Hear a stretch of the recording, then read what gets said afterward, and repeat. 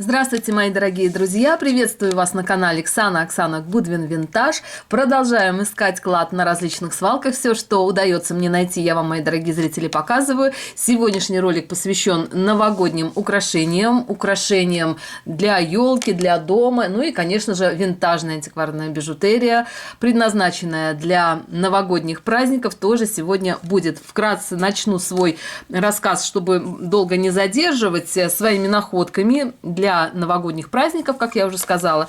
Первое, что хочу показать, быстро буду показывать, это вот такой набор новогодний от Coca-Cola. Возможно, кто-то из вас помнит, да, рекламу «Праздник к нам приходит», «Праздник к нам приходит». И это вот как раз из этой серии рекламных, скажем, роликов, да, тоже вот такая жестяная коробка, в которой расположены карты игральные.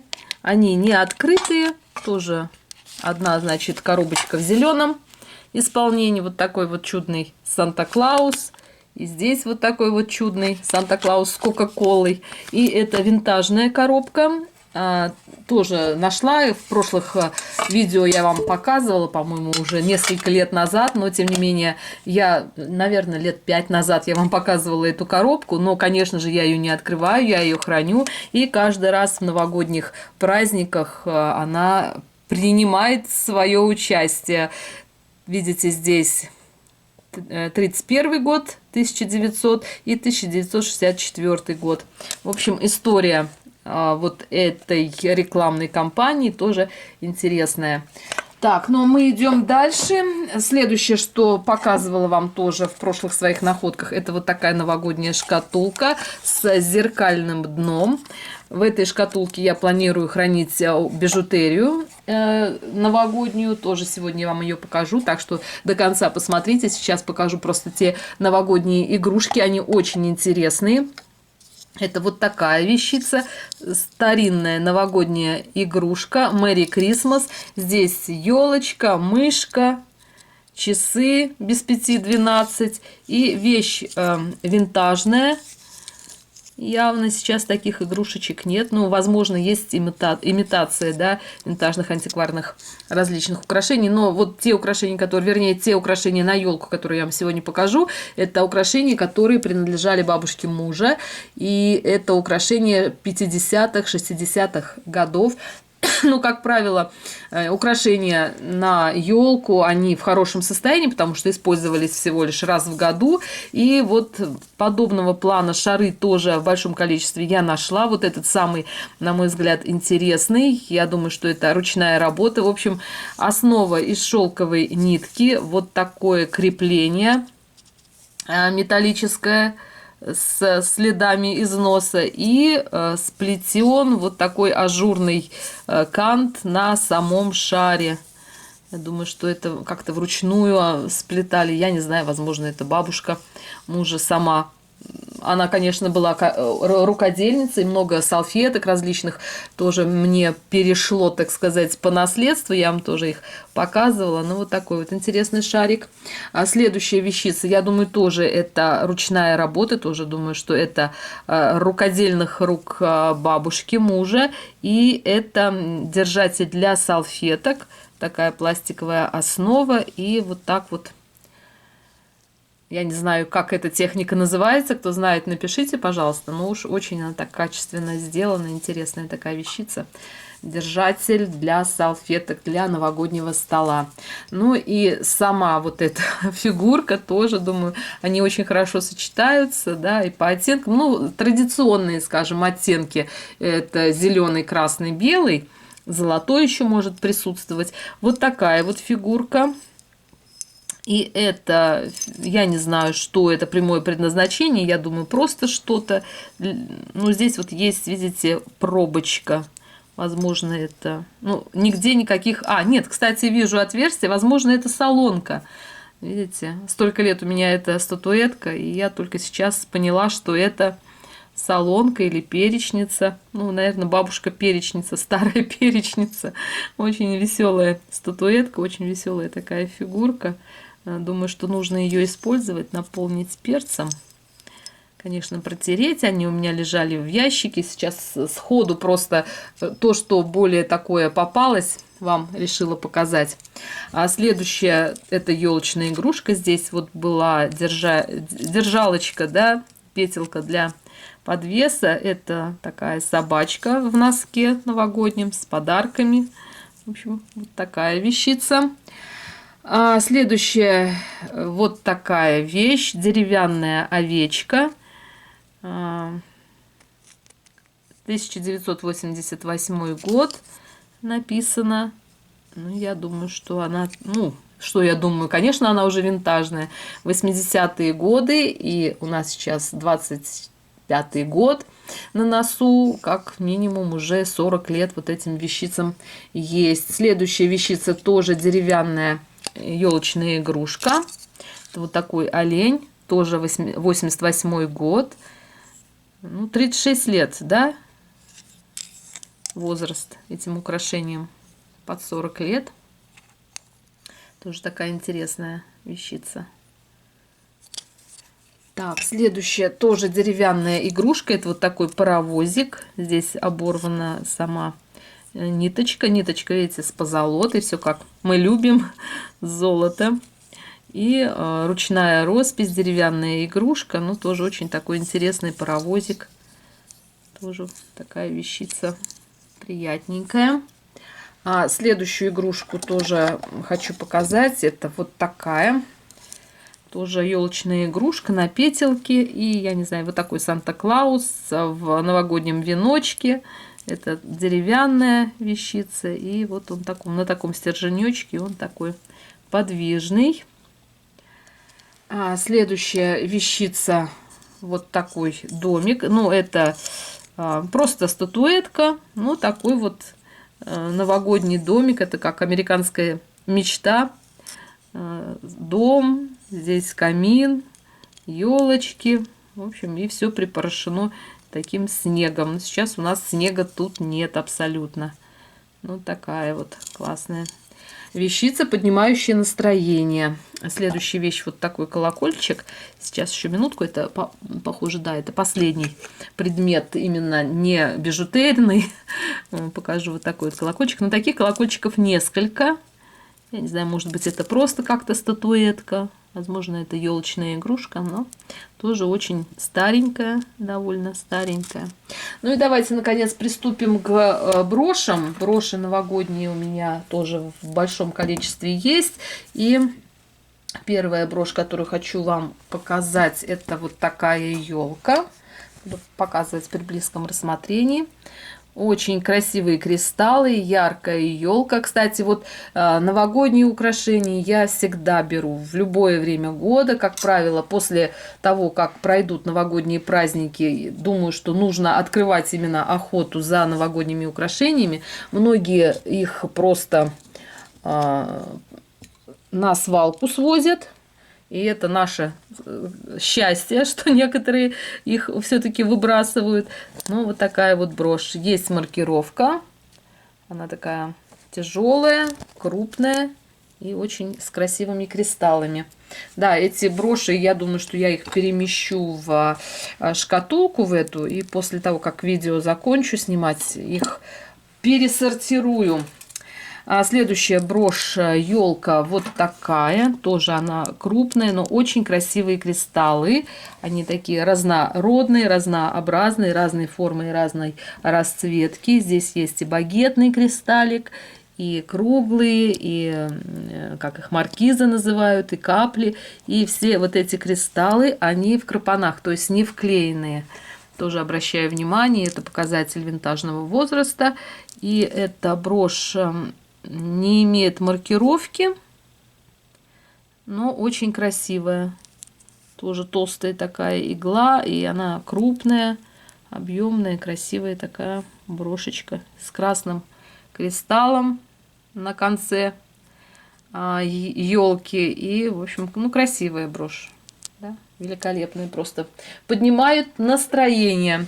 Следующая брошь такая, что ли, не минимализм, а я думаю, что это 70-е годы, когда был в стиле именно вот такой дизайн.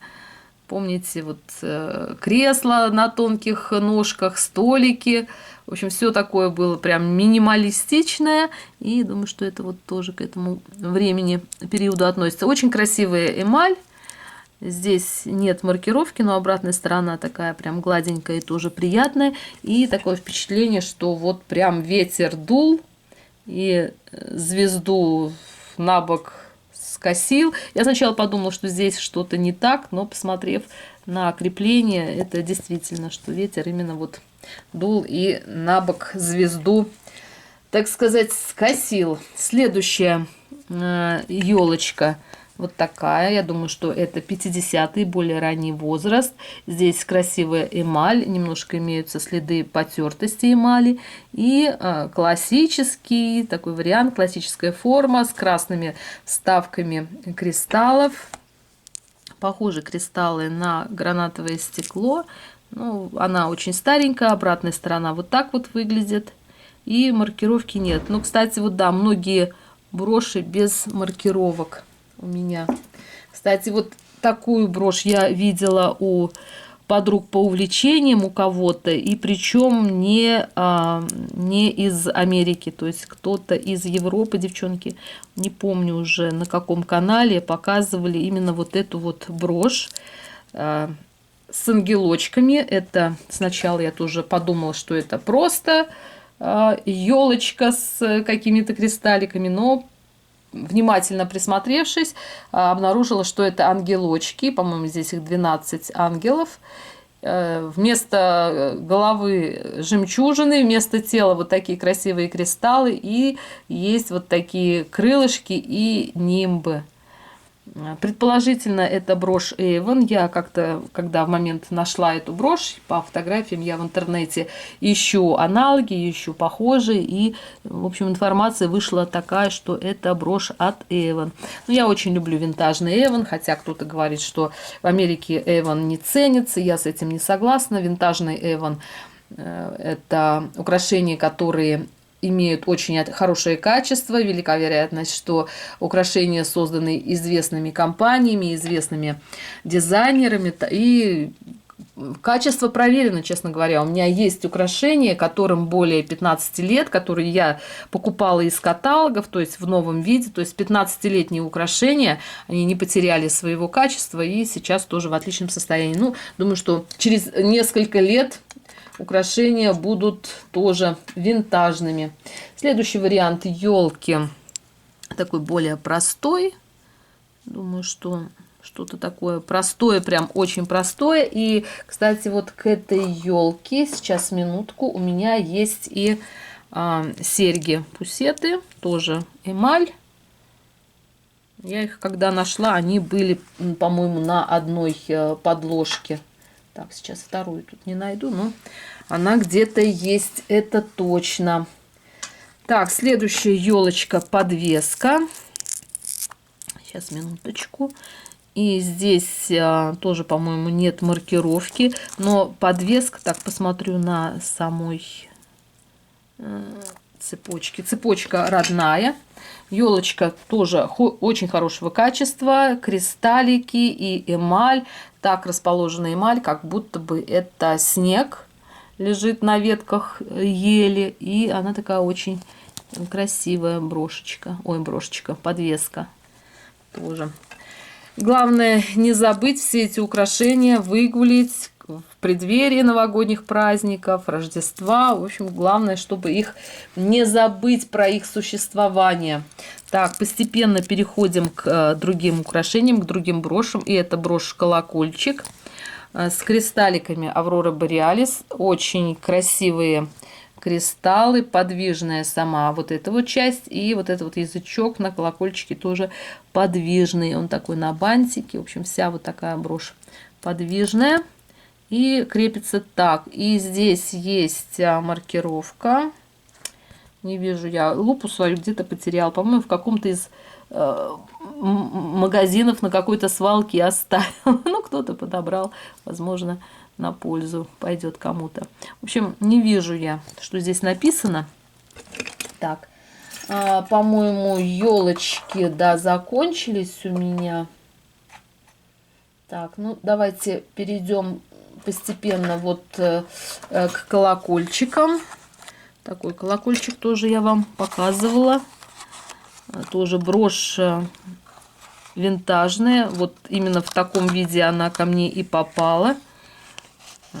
Красивая эмаль, очень нежная. Думаю, что хозяйка очень бережно к этой броши относилась. Я тоже продолжу эту традицию, к этой броши буду очень бережно относиться. Она старенькая, имеет вот такую застежку и, в общем, тоже эмаль в отличном состоянии, но брошь тоже хорошего качества и в отличном состоянии. И в тот же раз я нашла и вот такую брошь. Я думаю, что хозяйка их, возможно, как-то поочередно носила, может быть, их вместе надевала. Вполне себе они хорошо гармонируют. А по поводу маркировки сказать не могу. Так, сейчас это вот такой вот олень. Ну, очень уж похож на Сара Кавентри. Застежка, плечики. Видите, старая.